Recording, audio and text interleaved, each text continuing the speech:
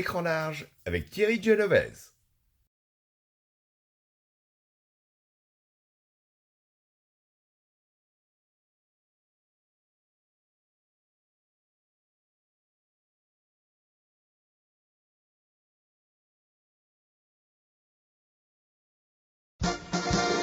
Écran large, l'émission qui rassemble tous les métiers du 7e art, chaque lundi et mercredi à 21h avec Thierry Genovese sur RCN.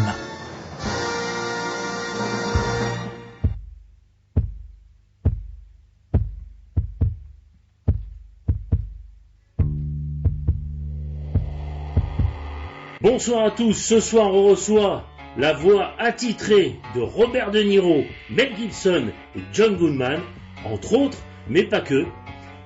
Nous avons l'honneur d'avoir dans nos studios Monsieur Jacques Frantz. C'est bien sûr un comédien de théâtre à la base, comme beaucoup de voix de doublage, mais il est comédien de long métrage, de court métrage, de séries télévisées, de jeux vidéo, de films d'animation, et il est narrateur de documentaires, de livres audio. Quel talent, quelle leçon, quel salaud, comme dirait le grand Sardou.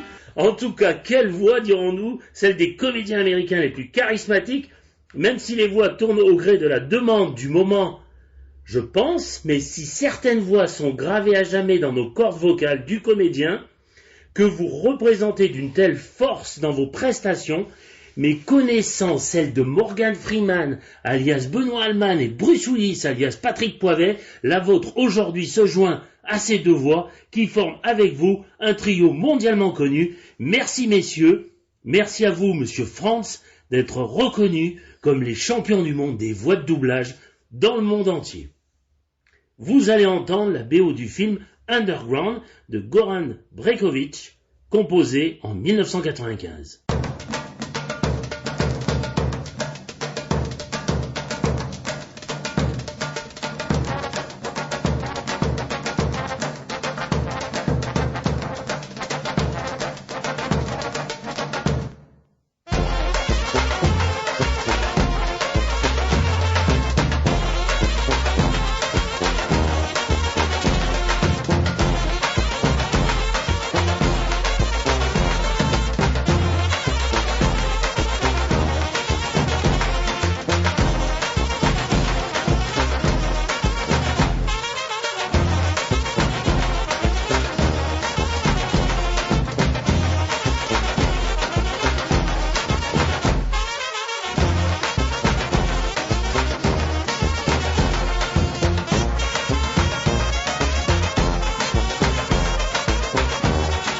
Bonjour Monsieur Frantz. Bonjour. Merci de nous joindre à notre média qui attend votre venue avec joie et envie depuis un certain temps. Très flatté, ça me fait très plaisir.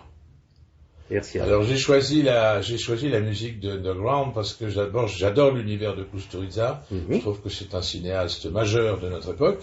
Et j'aime énormément Goran Bregović, qui est un grand musicien globalement. Je ne sais pas si vous fréquentez le festival de Saint-Denis, mais il vient tous les ans au mois de juin.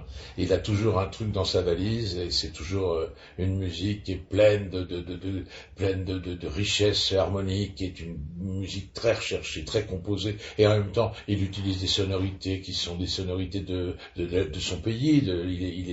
Il est très compliqué. Il est serbe, sa mère est croate, sa femme est musulmane, lui il est chrétien. Enfin bref, c'est un mélange. C'est le bordel. Mais enfin, il s'y retrouve très très bien et il utilise beaucoup les cuivres qui sont les cuivres des villages, les musiques comme on fait ça en Angleterre aussi.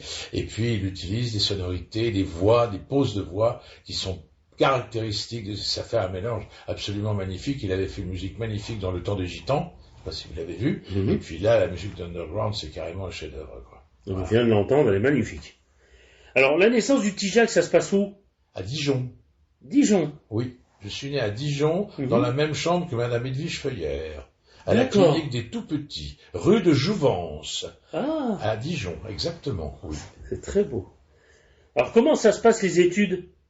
Très bien, moi je vais pas vous faire le numéro du mec qui était tout là, qui s'embêtait à l'école, c'est pas vrai, j'adorais ça, j'adorais les études. J'ai adoré les études, même tard, au lycée, quand c'est devenu un peu plus difficile, un peu plus élaboré, et j'ai vécu une enfance je dois dire, très heureuse. Hein. Mes parents ont toujours respecté mes désirs. Tu veux être comédien? Très bien. Ben, dépêche-toi de réussir tes examens. Ouais, etc. Ça s'est toujours passé un peu comme ça. Et puis après, il y a eu aussi l'apport de mon père qui s'occupait de choses culturelles dans la ville de Dijon. Il présentait des films, il présentait des metteurs en scène. Il avait créé avec ma maman un ciné-club après la Libération, ça s'appelait Ciné-Club Marais, où il faisait venir des films de l'étranger, il faisait venir des films d'Eisenstein, il faisait venir souvent les metteurs en scène. Donc j'ai toujours été pris dans cette ambiance. Ils adoraient le théâtre, j'y allais très souvent. Et puis c'est une ville très culturelle, disons que c'est une ville étudiante quand même, hein. Donc j'ai toujours eu une passion pour ça. Et puis les études, ça n'a jamais été une contradiction pour moi. J'ai fait des trucs très classiques, hein. J'ai fait du latin, j'ai fait de l'allemand, j'ai fait du grec, j'ai fait des études, un cursus de l'époque. Hein, jusqu'au bac, et puis je me disais toujours, parce que vous allez me poser la question, donc je l'anticipe, j'ai toujours su que j'allais être comédien. Toujours. Ça n'a jamais été un jour, tout d'un coup, tel Claudel dans la cathédrale de Paris, au coin d'une colonne, je me suis dit, mon Dieu, j'ai la révélation, je vais être acteur. Non, pas du tout. Ça a toujours été un truc enfoui en moi. Oui, mais vas-y, prépare tes examens, dépêche-toi, tu vas être acteur. Donc tu n'auras plus le temps après. Donc sois concentré, travaille, etc., etc. Ça a toujours été une chose qui était là, qui était bien déterminée chez moi, et j'ai eu très vite le réflexe, non pas de l'auditeur ou du spectateur, mais du futur participant. C'est-à-dire que j'ai toujours regardé les films et écouté les pièces de théâtre. Bien sûr, quand j'étais très jeune, j'en prenais plein les oreilles, mais très vite, j'ai dit, comment c'est fait ça? Pourquoi ça marche comme ça? J'ai toujours eu cette façon pas d'analyser, parce que le mot est méchant, et le mot est réducteur. Bien sûr. Mais d'instinct, je savais quand c'était bien ou quand c'était pas bien, quoi. Et puis petit à petit, c'est un truc qui s'est développé. Puis j'ai dirigé un ciné-club étudiant. J'ai fait venir des copies avec mes amis. On faisait venir des westerns en VO à l'époque. Pensez-donc, c'était fou. Et puis avec la FFCC, on s'est débrouillé. Et j'ai vu plein de choses. Et j'ai été pris de passion pour le cinéma. Et très vite, j'ai vu beaucoup de films. J'ai même eu une période où j'en voyais 5 ou 6 par jour. Ouais, quand je suis arrivé à Paris, j'allais à la Cinémathèque, qui était plus rue d'Ulm, mais qui était rue de Chaillot. Enfin, elle était les deux, elle était à Chaillot. Et je me tapais des longueurs de Hitchcock, des longueurs de Mizoguchi, des longueurs de tous les auteurs qui m'ont influencé, quoi. Ouais, comme moi, c'est pareil. Voilà. Alors, comment arrivez-vous au théâtre, vous, Monsieur Franz? Alors, j'arrive au théâtre pour la raison que je viens de vous donner, c'est-à-dire qu'à un moment donné, j'ai un copain à moi qui me dit, tiens, je me suis inscrit au conservatoire. Et je lui dis, ça alors t'aurais pu m'attendre, parce que moi aussi. Mon vieux, j'étais hier, moi j'y vais cet après-midi. Je me suis inscrit chez Monsieur Hérault, qui est un homme que je vénère, qui hélas nous a quittés. Et je suis rentré dans la classe d'art dramatique, on disait à l'époque diction pour la première année, et j'ai commencé à faire mon chemin d'études d'interprète, à apprendre patiemment des tas de choses que je ne savais pas, notamment ne pas trop sûr. Enfin, je ne vais pas rentrer dans le détail, mais j'ai petit à petit progressé dans mon désir et j'ai jamais ressenti de lassitude ou de la décision en disant non, finalement ça me plaît pas. Non, j'ai toujours été un goinfre de ça et j'ai goinfré donc. J'aime bien le mot, tiens. J'ai goinfré mes études de théâtre comme je goinfrais mes études littéraires. Voilà. Ça a toujours été concomitant. Et puis, j'ai fait mon parcours de conservatoire de province, c'est-à-dire les prix, les concours, les machins. Et puis, me suis présenté au conservatoire de Paris. Voilà, où j'ai été pris. Voilà. Et ça m'a paru une chose tout à fait légitime et normale. Non, ça a l'air très prétentieux. Non, vous saviez ce que vous vouliez, surtout. Oui, je savais ce que je voulais, oui. Justement, quel est votre grand rôle, justement, au théâtre, le premier? Premier grand rôle au théâtre? Si vous vous rappelez. quand j'étais encore amateur ou quand je... Professionnel, pourquoi pas? Mes grandes émotions, Oui. disons, Voilà. c'est quand j'ai passé mes concours à Dijon, le Misanthrope par exemple, etc. Ça c'est des trucs qui m'ont marqué. Shakespeare, j'ai beaucoup travaillé de scène de Shakespeare. D'accord. Et au conservatoire même, j'ai travaillé tous les grands rôles de la tragédie, Racine, Shakespeare encore et toujours. Bien sûr. Et puis Marivaux, beaucoup, toutes des choses très élaborées, très difficiles. Bien sûr. C'était très classique, hein. Et puis des auteurs contemporains aussi, parce que il n'y avait pas que ça. J'ai travaillé du Genet, j'ai travaillé d'Arabal, j'ai travaillé des tas d'auteurs comme ça. Vous savez, quand on est au conservatoire de Paris, on travaille beaucoup. Hein. Ah oui. C'est vraiment, oui. Évidemment. On remplit la calebasse et puis on se cultive en même temps. Ah oui. Parce qu'on est obligé de lire, on est vérifié sans arrêt, etc., etc. D'accord. Et puis, voilà, c'est comme ça que ça s'est petit à petit élaboré. D'accord. Alors, c'est quoi la journée type de Jacques Frantz? Le matin, il se lève comme d'habitude, évidemment. Non, il n'y a pas de journée type, il n'y a pas de type et il n'y a pas d'habitude. Là, vous avez dit deux mots qui font pas partie de mon vocabulaire. Eh ben, très bien. Ça, justement. Ça peut changer du tout au tout. D'accord. C'est-à-dire que je peux être dans une période hyper laborieuse, où je vais faire un enregistrement de roman épuisant, où je vais travailler de 9h du matin à 9h du soir, où je vais faire un doublage très difficile de Niro, de Nick Nolte, où il va falloir que moi je fais ça avec beaucoup de cœur, hein. Je fais ça vraiment comme un rôle au théâtre, bon. Où je répète, et à ce moment-là, je calcule ma vie au gramme près de ce que je mange, à la minute près de mon sommeil, si je peux. Oui, bien parce que sûr. malheureusement, je dors mal. Oui. Et voilà, alors ça, c'est une journée type de quand je travaille. Puis la journée type de quand je travaille pas, eh ben d'abord, j'essaye de dormir le matin, j'essaye d'avoir une vie calme, j'essaye d'avoir une vie sportive quand je pouvais. C'est-à-dire que je courais beaucoup, tennis, etc. Une vie hygiénique. Oui, oui. Hygiénique. Bien sûr. Et puis, l'après-midi, je lis énormément, je lis des textes qu'on me propose, ou je lis des romans en retard, j'essaie de parfaire ma culture, quoi. Voilà. Et le soir, en général, je vais au théâtre pour voir des copains. Bon. Vous allez entendre la BO du film La Talente de Jean Vigo, composée par Maurice Jaubert en 1934.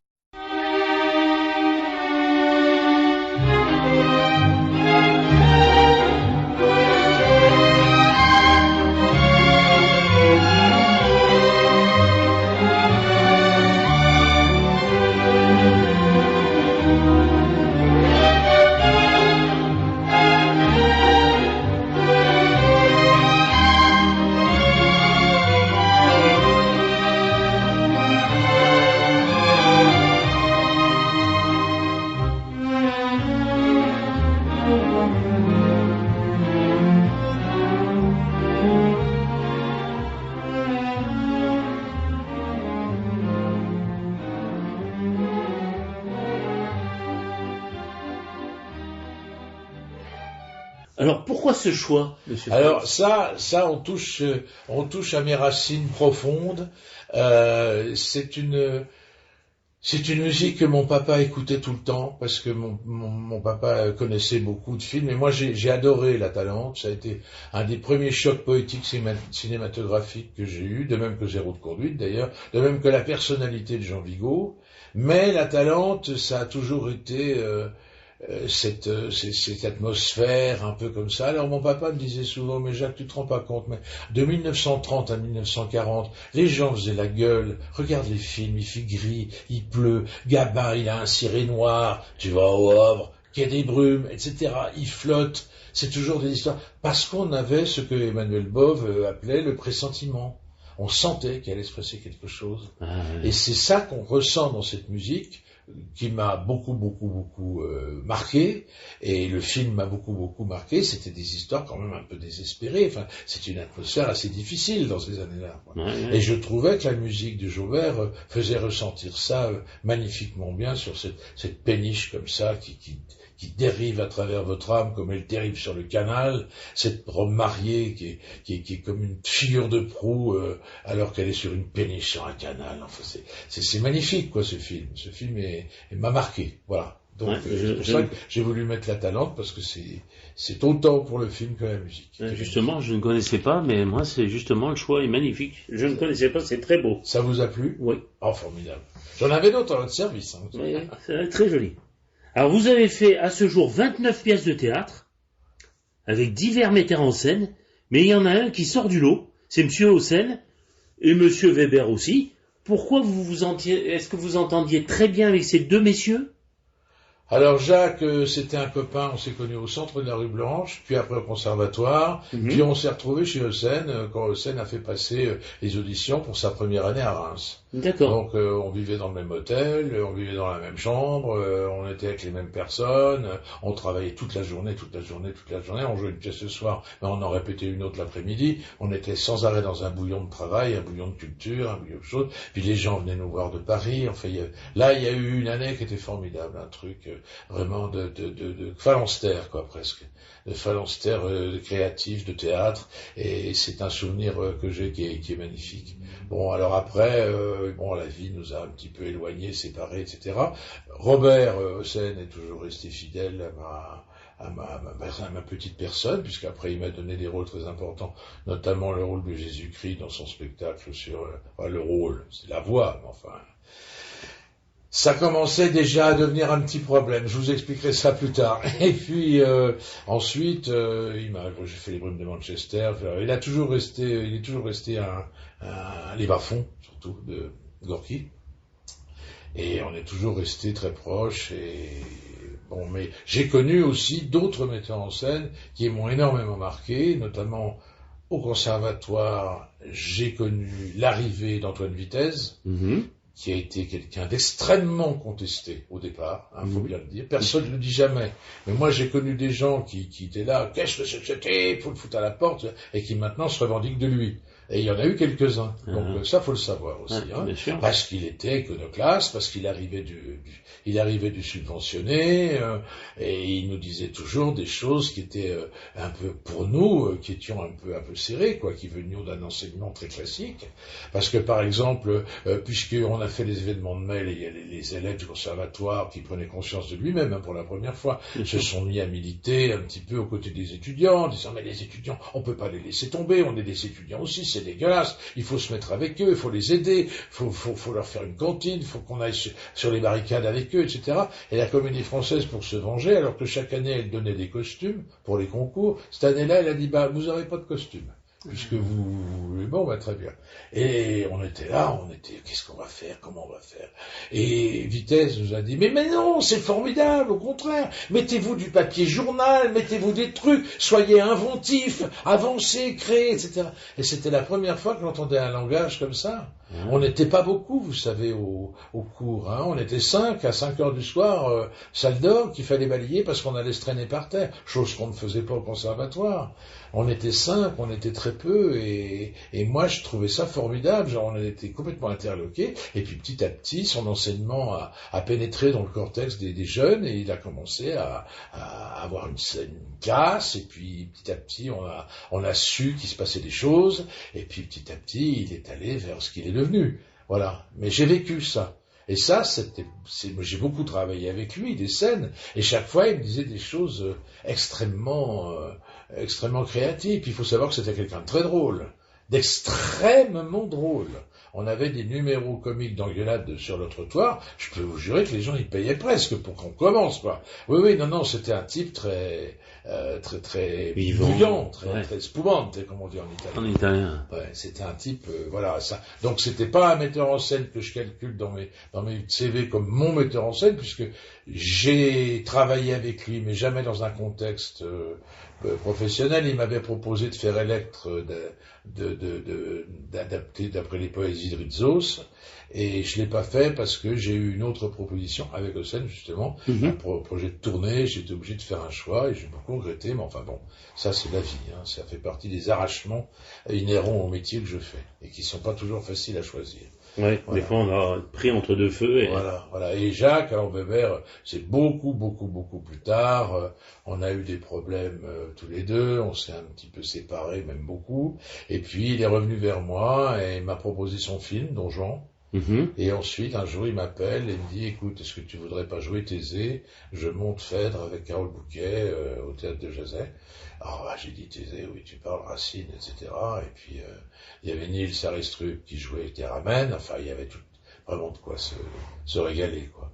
Donc c'est avec lui que j'ai renoué avec ça, lui en tant que metteur en scène. Et puis depuis, on se voit très souvent. Et c'est bien, et Carole Bouquet, je la connais pas. Carole, elle est magnifique, parce que Carole, on la verrait là, c'est comme si on s'était quitté avant-hier. Elle est pas du tout cette image de Chanel, machin, qu'on vient lui donner. Ouais. Dans la vie, dans le partage du travail, dans le partage des responsabilités, c'est vraiment ce qu'on appelle une bonne copine. Mais vraiment généreuse, extrêmement généreuse. C'est bien. Oui, c'est des fois Elle est jamais la dernière à vous inviter à bouffer. Hein. Ah. Et comme en général on va toujours avec elle dans des restaurants très chers, non, elle est vraiment c'est une belle personne. Ah. C'est une belle personne. Elle sait qu'elle a pris du retard parce qu'avec sa vie, ses tournages, ses mariages, tout ça, elle a pas fait autant de théâtre qu'elle aurait peut-être voulu ou dû le faire. Donc mais elle sait aussi qu'elle l'assume en toute modestie et elle est là dans le travail. C'est une grosse travailleuse.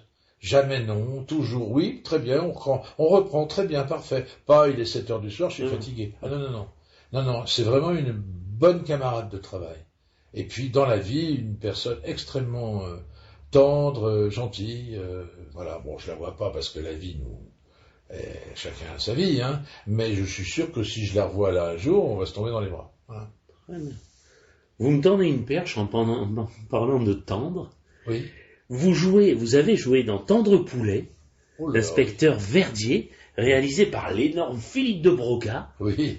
Comment était-il avec vous, puisque on connaît la sympathie, l'amitié avec Jean-Paul Belmondo, avec ses films qu'il a fait. Écoutez, mais avec vous. Je vous avoue que c'était pas le rôle de ma vie. Et quand je suis venu voir Philippe de Broca dans son bureau, le rôle n'avait pas de nom.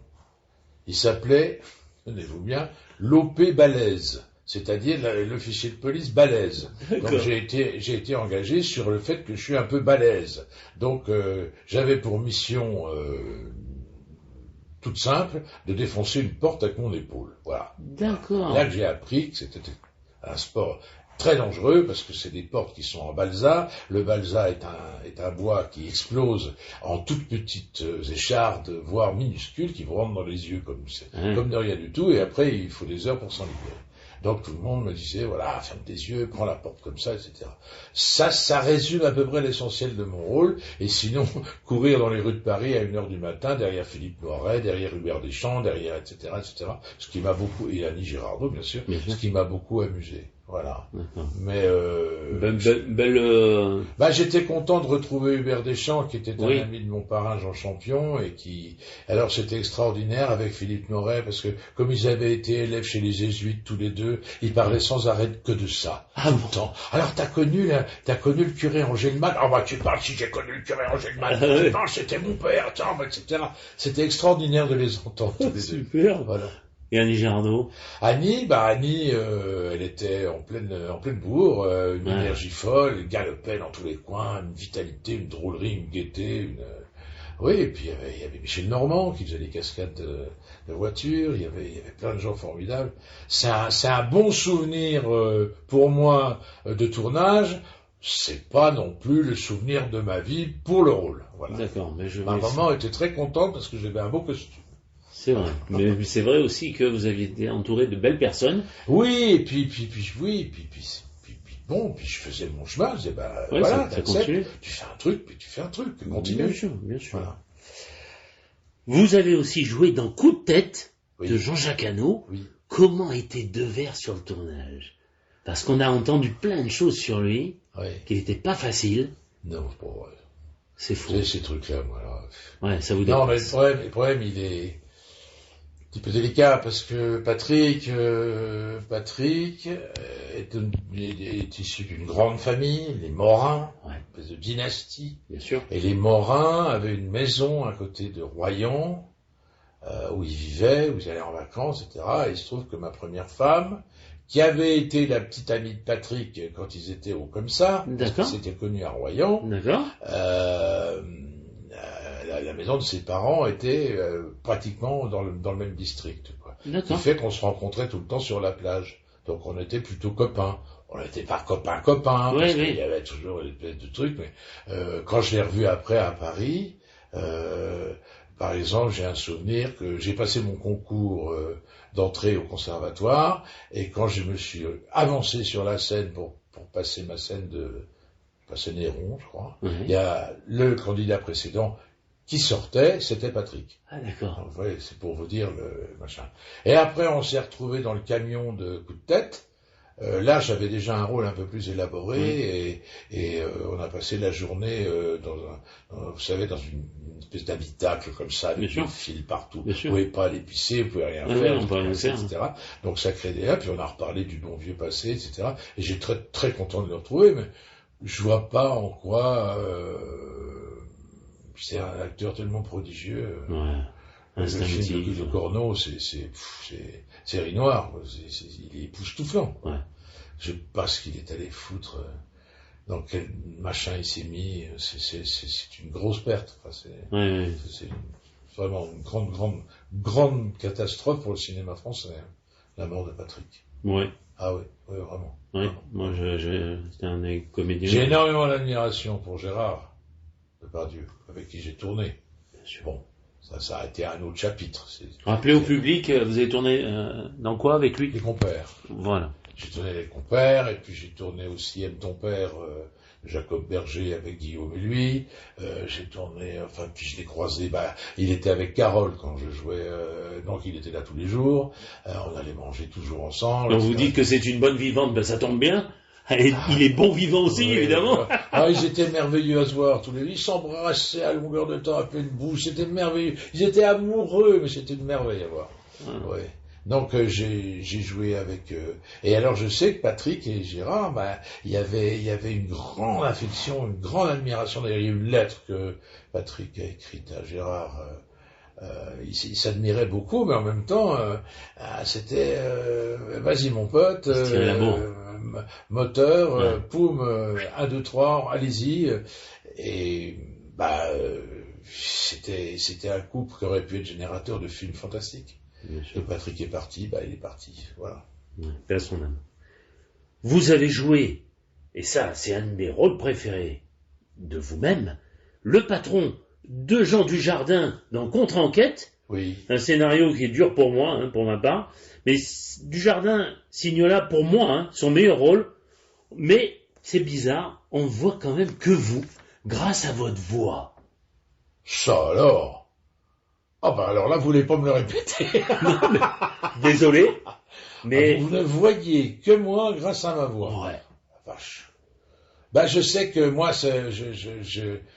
j'ai parce que franchement, votre présence, moi je le dis, elle déchire la toile.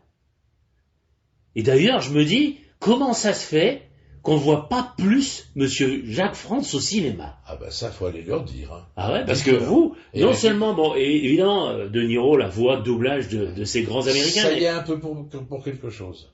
D'accord. Non, en France, mais il a une voix trop connue. Voilà le problème. Si ça peut être un problème. De même que les éditions Gallimard, d'accord, qui prennent la comédie française, parce que c'est, paraît-il, à la comédie française qu'il y a les meilleurs comédiens français. Moi, je veux bien, c'est un sujet qu'on peut discuter. D'accord. Mais pour les grands auteurs classiques, comme Proust, comme Balzac, comme Maupassant, comme toutes ces choses que j'adore, non, France, il a une voix trop connue au doublage.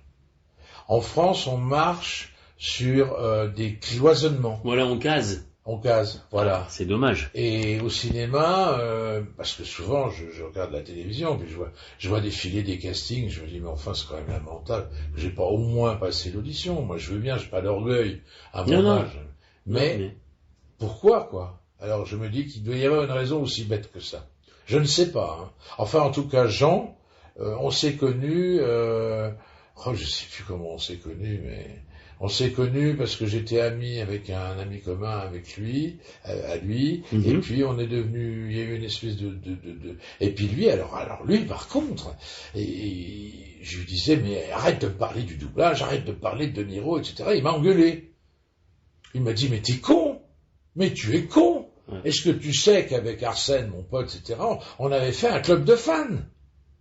Arsène Mosca. C'est ça. Son copain, Arsène Mosca, me cite des pans entiers de Casino dans mon texte français. Ouais, bien sûr. Je dis, mais comment c'est? Il dit, mais parce qu'on adorait ça. Alors, ne te diminue pas sottement. C'est pour ça que je suis là aujourd'hui. Mais je sais bien. Parce que j'adore les voix de doublage. Mais alors lui, alors bon, pour lui faire plaisir, on a fait tout un truc un petit peu en douce.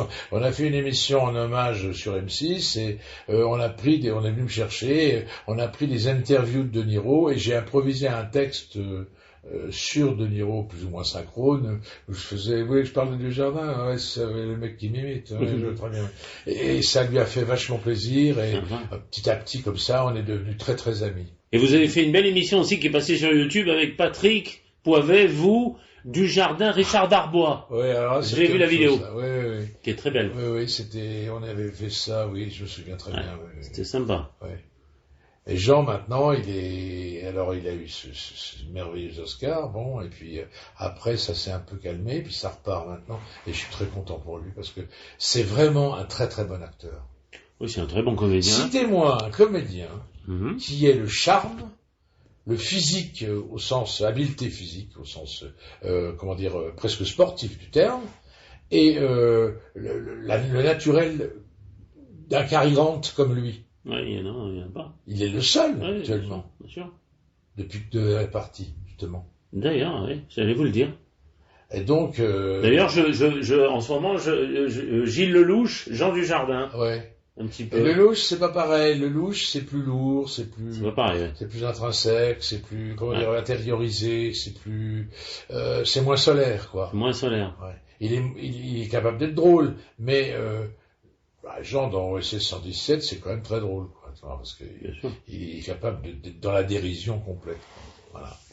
Et j'adore Dujardin. Faut me parler de Jean parce que j'adore Dujardin. Je trouve que c'est un acteur formidable. Vous allez entendre la BO d'Elephant Man, composée par John Morris en 1980.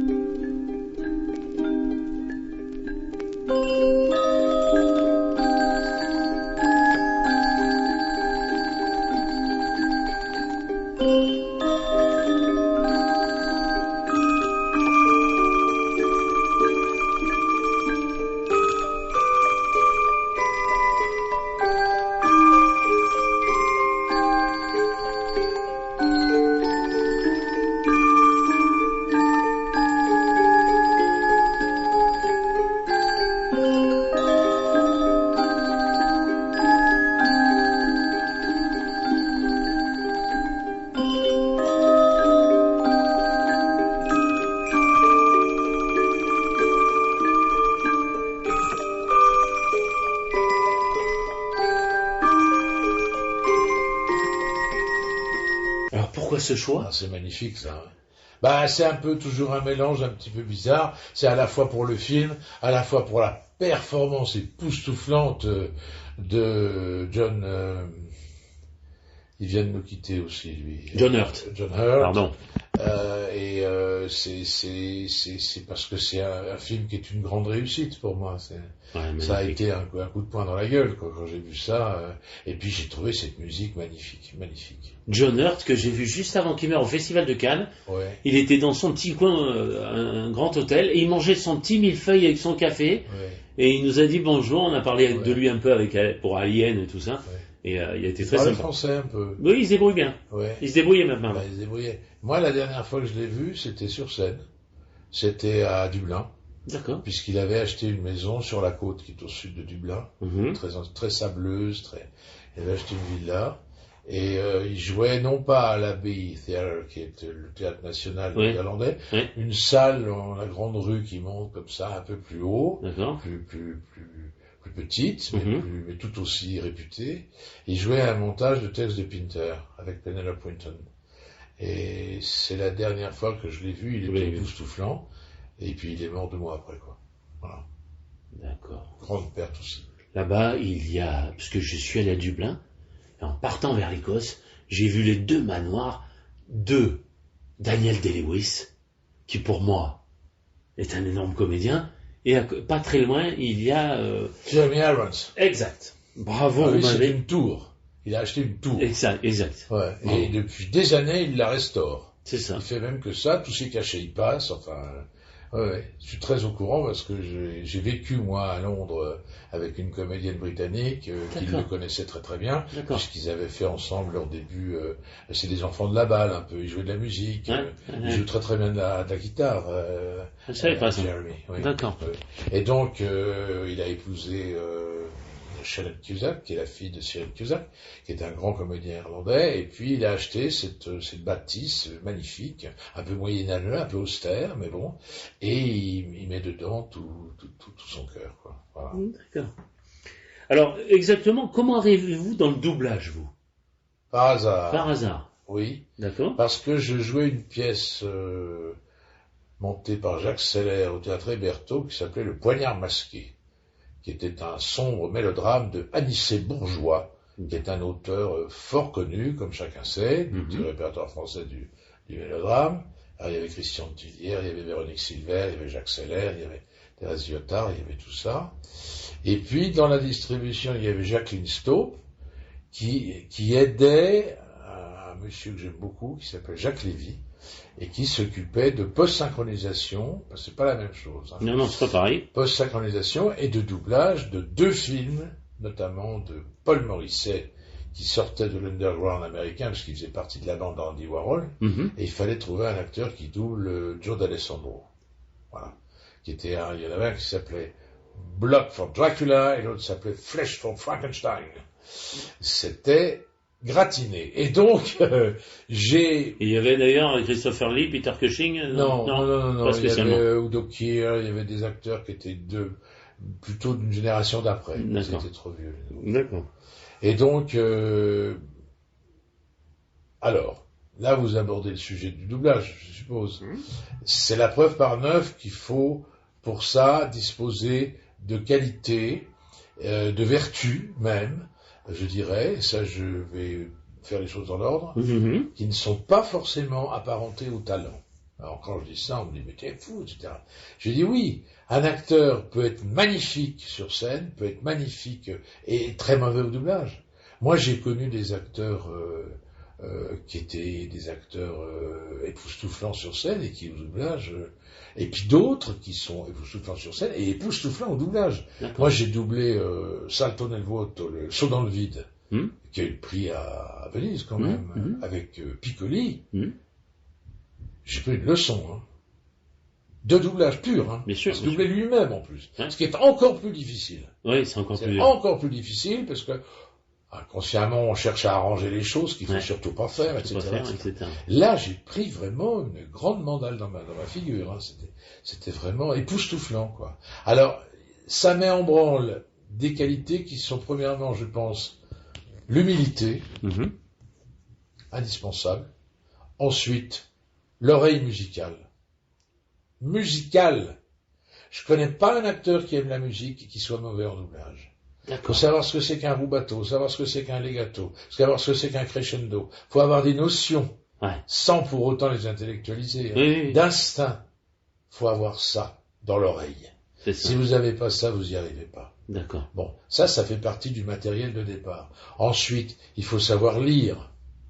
Il faut savoir lire dans une lecture qui... Quand on vous dit, par exemple, « Ah oui, c'est vous qui imitez la voix de... » Voilà, c'est une chose que je déteste quand on me dit ça. Je réponds non, je fais le contraire. Doubler un acteur, c'est pas l'imiter. Absolument pas. Le collage typique, comme ce qu'on appelle maintenant le master voicing, on essaye de faire une technique qui permette avec les phonèmes, c'est absurde. Vous n'aurez jamais exactement la même couleur que quelqu'un d'autre. Ça n'existe pas. C'est ça qui fait nos personnalités. Bien sûr. Ce qu'il faut faire, c'est sentir dans quel registre l'acteur qui interprète le rôle, qui a eu le trac pour le rôle, qui a attendu pour le rôle, qui s'est fait maquiller pour le rôle, qui a peut-être mal dormi la veille, parce que la scène est difficile, etc. Où il est allé chercher ça? À quel endroit de lui-même? Et que vous arriviez à retrouver le même endroit, et là, vous pourrez restituer quelque chose qui fasse qu'on dise « Ah, ça y est, c'est dedans ». Mais si vous prenez la même voie, d'abord vous n'y arriverez pas, et ensuite vous allez lire. Et ça, c'est terrible. Bon, moi, ça, c'est une espèce de soupe qu'on a d'instinct. On peut l'apprendre. Beaucoup d'humilité. Et puis, il faut une santé. Ouais, Une santé d'enfer. Ouais. Parce que quand vous vous tapez 9 heures de studio d'affilée, j'aime autant vous dire que moi j'ai la chance d'avoir un vague statut de star, bon, pas s'il faut appeler ça comme ça, où je dis mais qu'est-ce que vous me faites là, je veux voir la scène, vous regardez la scène, et puis il faut pas me la faire quand même. Je dis mais il a mis une semaine pour tourner le truc là. Vous rigolez, avec les contre-champs, avec l'énergie qu'il dépense. Mais il a tourné, il faut au moins une semaine. Et vous me donnez combien de temps pour restituer la même chose? 1 heure. 1 heure? Non, mais vous plaisantez. Ah oui. Je le fais pas, hein. Très oui, bien. c'est bien sûr. Je commence, si vous voulez, mais dans 1 heure, je m'en vais. Ben, c'est bien, c'est tout à votre honneur, c'est saccager le travail aussi. Ah bah hein. sinon, c'est faire du travail de singe, oui. Exactement. Alors, Les 3 plus grosses voix que vous doublez, bien sûr, De Niro, Gibson, Goodman, malgré que vous doublez aussi Nick Nolte, Steve Martin. non, c'est Martin, c'est fini. Ah, c'est fini. Bon, ben alors, c'est bien de me le dire. Stellan Skarsgård, hein. Oui. Tom Béranger aussi, que j'adore. Bah alors bon, alors là, Et beaucoup d'autres. vous Beaucoup mélangez des périodes de ma vie. Oui. Steve Martin, il y en a un qui m'a pris en grippe un jour parce que son fils dans l'avion a vu un film avec Steve Martin et il a trouvé que ma voix convenait pas. Ah, Alors que j'ai fait Sergent Bilko, bien sûr. que j'ai fait tous les films de Steve Martin avec sa fille qui se marie. Bah. Bon, bah oui, non, mais c'est comme ça. Alors vous savez, c'est des petits mecs qui font leur stage à Burbank comme ça, et puis qui reviennent en France investis d'une médaille, d'un trottoir à punaise, et qui tout d'un coup vont pisser dans tous les coins du studio pour bien montrer qu'ils existent. Ah, Donc ça commence par remplacer un acteur. Déjà, d'entrée de jeu, paf, ça discute pas, allez hop, à voter, au revoir. Donc c'est ce qui m'est arrivé avec Steve Martin. Bah, j'ai lutté, puis au bout d'un moment, j'ai dit, eh ben reprenez-le, Steve Martin. C'est Patrick Préjean et il est très bien. Moi, je discute pas, je vais pas comparer, on n'est pas foutu du tout pareil, lui c'est plus français, moi j'essaye au contraire, mais j'ai quand même fait Roxane, qui est une adaptation de Cyrano. Alors Steve Martin c'est fini, et puis Berenger, la dernière fois que je l'ai fait, c'était génial, c'était La main gauche du Seigneur de Costa Gavras. Et puis après, je sais plus pourquoi, il a arrêté de tourner à un moment donné, il s'est éloigné de moi, et puis quand il est revenu sur le marché, on a pris quelqu'un d'autre, vous savez, des fois ça se passe. On l'a revu un petit peu plus bouffi là-dedans. Non, c'est pas, oui, mais je sais plus ce qui s'est passé avec Berenger. Mais de temps en temps, je le double. Oui. Mais comme ça, ponctuellement, quoi. On se fait partage, disons. Voilà. D'accord. Question évidente, est-ce que vous avez rencontré ces acteurs en vrai américains que vous doublez? Est-ce que ça vous est arrivé? Jamais. D'accord. Mon regret. Mel Gibson, j'avais rendez-vous avec lui à l'hôtel Intercontinental. Il n'est pas venu en Europe. C'était au moment où il a eu ses problèmes. Et De Niro, j'ai délégué mon copain du jardin pour s'agenouiller devant lui. Je pense que on me paierait un beau trac là, si je devais le rencontrer. Aïe, aïe, aïe. En plus, je sais où il va bouffer quand il va à Nice. Ah oui. Oui, je vous le dis, il va à Coco Beach. Ah. Vous connaissez Coco Beach? Bien sûr. Quand Ah oui, parce que je suis niçois. Oui, mais mes parents avaient failli acheter une villa dans le Mont-Boron à l'époque où ça coûtait 50 000 francs. Enfin, c'était après la guerre, etc. Et puis ma mère l'a pas fait, elle s'en est mordu les doigts toute sa vie. Nous avons. Et ils avaient ce Coco Beach avec cette lumière bleue là, qui était comme une espèce de. Mes parents allaient manger à Coco Beach, ils ont dû y aller une fois en 15 ans. Comme vous iriez à la Tour d'Argent, c'est un événement, quoi. Et j'y ai été un jour, parce qu'un tournage m'a invité, et j'arrive à Coco Beach, et je vois des photos du Bobby partout. Je dis, c'est là qu'il vient, d'accord, bon. Donc je l'ai jamais rencontré, je pense qu'ils s'en foutent, mais je pense qu'ils seraient contents aussi, parce que c'est... je pense quand même. Je sais que John Goodman s'est enquis de savoir qu'il doublait, il a demandé à Jean sur le tournage de Hartman, qui lui a dit « Ah si, c'est un copain à moi, je le connais, il est vachement bien, t'inquiète pas, t'es au chaud, etc. » Et donc, je sais qu'il était content. D'accord. Et puis, j'ai doublé Maverick avec Jodie Foster, qui est une très grande amie de Mel Gibson, et elle m'a dit « Tu sais, t'as une très bonne voix, très belle voix, je dirais à Mel qu'il n'y a pas de souci à se faire, t'inquiète pas. » Voilà. Donc je ne sais pas si elle l'a fait, mais je pense qu'elle a dû le faire. Voilà. Mais je les ai jamais rencontrés. Je ne sais pas ce que... De Niro, alors là... Ou la vache. Ouais. D'abord, je pense qu'il me dirait rien. Il me laisserait parler. Je pense que c'est quelqu'un, il paraît, qui analyse beaucoup, ouais. Ah oui, oui, oui. Robert De Lui et son copain Pacino, ils s'appellent tout le temps. Hein. Quand ils tournent ensemble, Alors qu'ils étaient fâchés, je crois, un temps, hein. non. Non, ils n'ont pas été fâchés. Bah non, pourquoi ils se seraient fâchés? Si, ils étaient en concurrence, mais c'est un peu le... Non, c'est Mickey Rourke. Ah, c'est lui qui C'est était Mickey fâché. Rourke qui est en bisbille avec... parce il raconte partout que s'il n'a pas fait le tournage là de Phoenix, River Phoenix, Ouais. du film qui sort en ce moment là, Joker. Joker, Ouais. c'est parce que De Niro a pas voulu. Bon, Ah ouais, dommage. je pense pas. Non, je pense que c'est pas vrai. Vous l'avez vu ce film d'ailleurs? Mais je l'ai doublé. Oui, non, mais vous l'avez vu, après vous avez eu le temps de le regarder au calme? Non, j'ai pas eu le temps. D'accord, Ça, putain, c'est magnifique. trop vite. Magnifique. Ouais. Ouais, là, Alors il y a deux écoles. Moi je comprends pas. Il y en a qui disent que c'est très mauvais et d'autres Ouais. qui disent que c'est très bien. même ça, c'est les journalistes médisants. Bah, j'ai écouté le Masque et la Plume l'autre jour, qu'est-ce qu'ils se sont pris? Oh là! Puis alors, Phoenix, il en a pris plein Alors sa que, casquette. Hein. pour moi, c'est un rôle. Ah, puis alors, il louche du côté de l'Oscar, mais il l'aura pas, il en fait trop, enfin. Oh, bah, je dis, bon, ben, je me tais parce que j'ai pas vu le film dans sa continuité, Oui. j'ai pas encore eu le temps, Bien sûr. mais moi, le peu que j'ai vu de lui m'a paru assez époustouflant. Ah ouais, moi je trouve qu'il a Bah, joué, oui. il a joué. Ouais. Enfin bon. Vous faites aussi de la voix narrative de documentaires. J'ai remarqué, vous faites beaucoup de films de guerre. Est-ce un choix? Je fais beaucoup de films de guerre. Ouais. En tout cas, je fais pas ceux que je voudrais. D'accord. Parce que, à un moment donné, j'ai eu une lassitude vocale, ma voix s'est épaissie. Et à l'époque, j'ai travaillé avec un type que j'adore qui s'appelle David Cornbrosa. J'ai fait toute une série d'émissions sur les services secrets de Mitterrand.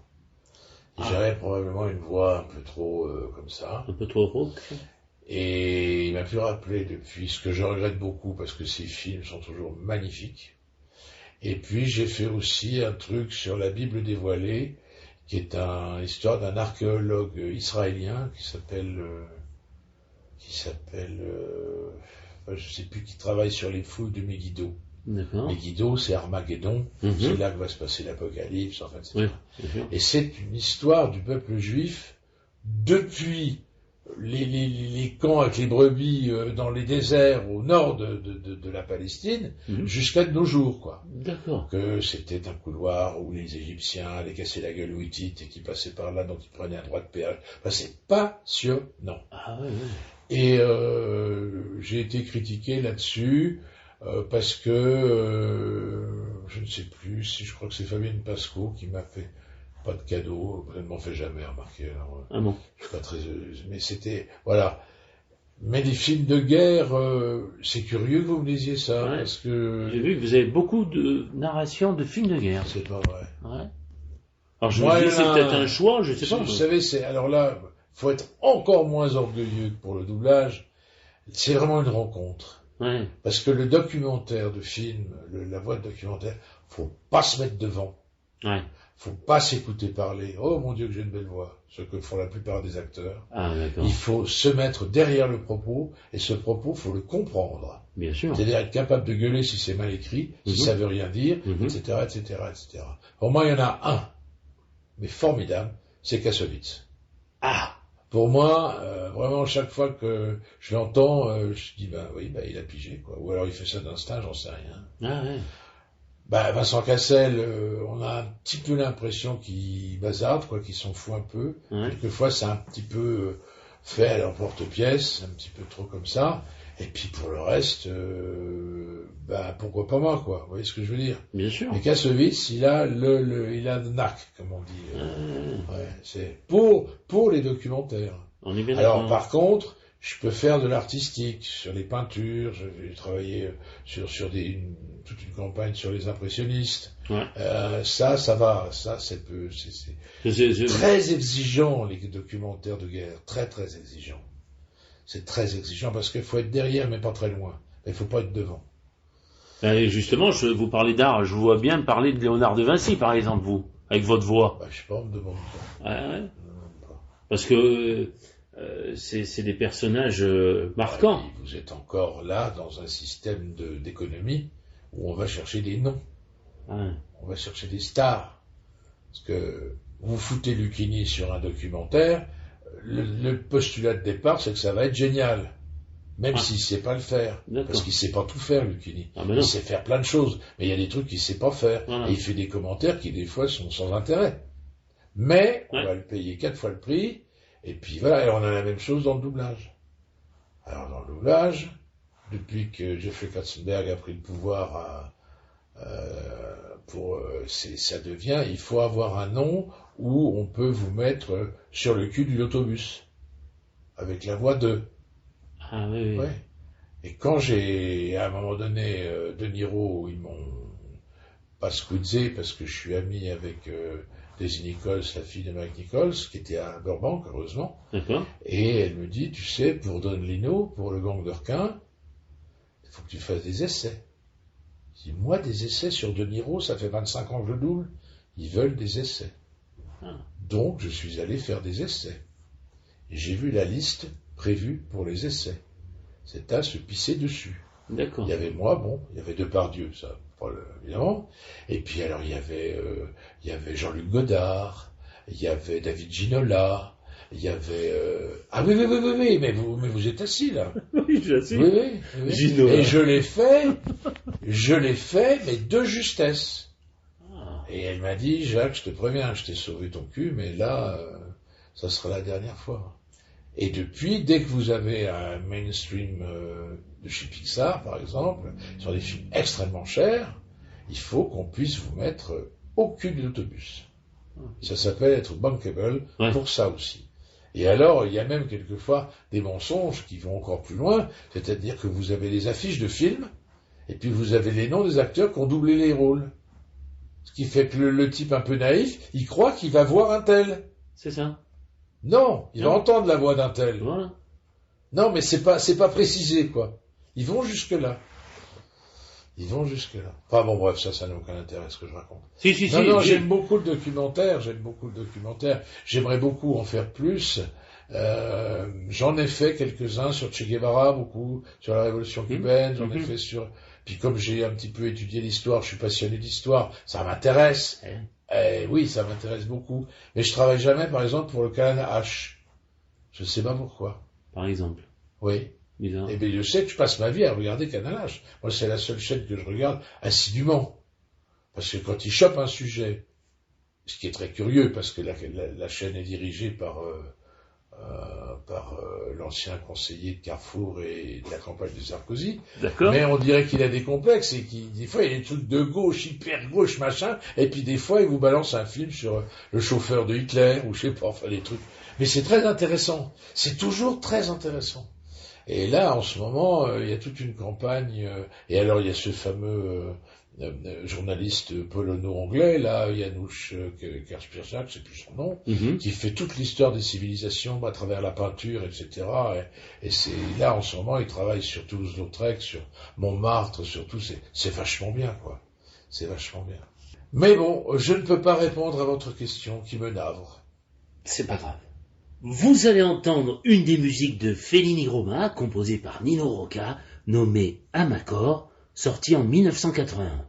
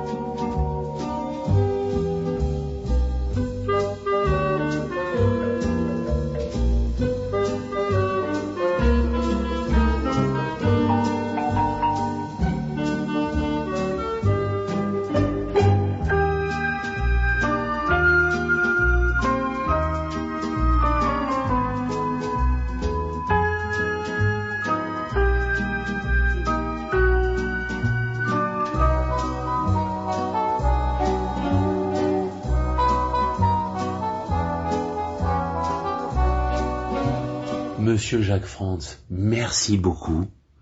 De quoi, mon Dieu? Je me mets à genoux, car vous m'avez enchanté par votre voix. Écran large, l'émission qui rassemble tous les métiers du 7e art. Chaque lundi et mercredi à 21h avec Thierry Genovese sur RCN. Retrouvez ce moment en libre accès sur rcnradio.info. Écran large, l'émission qui rassemble tous les métiers du 7e art. Chaque lundi et mercredi à 21h avec Thierry Genovese sur RCN.